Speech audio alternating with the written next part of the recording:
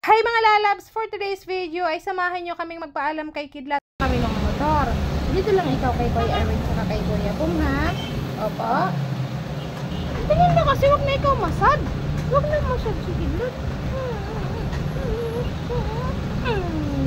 Si Shelby Pogi Fast forward na nga guys, andito na kami sa may SDL, Emission Test Pateros. Malapit lang to guys sa LTO. At dito na nga ay magbabayad kami ng 1,200. Bali sa insurance na yun guys at saka sa emission. Tapos ayun, mga nag-antay kami dito ng mga 2 hours. Tapos afternoon okay naman na.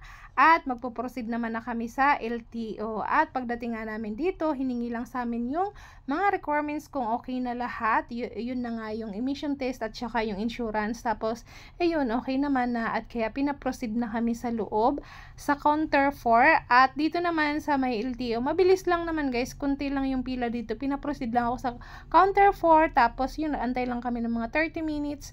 Tapos, ayun, okay na siya. At maya-maya lang, magbabayad na ako ng 480. O, diba? Yun lang sa yung sa renewal ng registration, guys. 480. So, ang nagastos namin lahat-lahat ay 1,680. O, diba? Ang bilis lang. So, yun lang naman yung nagastos namin, guys. Kasi last year, pagkakaalala ko, kulang-kulang 1,900 binayaran namin. And pagkatapos nga nun, ito, hawak-hawak ko na. O, kaya naman, kayo guys, mag-renew na kayo kasi baka mamaya nakalimutan yung i-renew yung inyong mga sakyan or motor.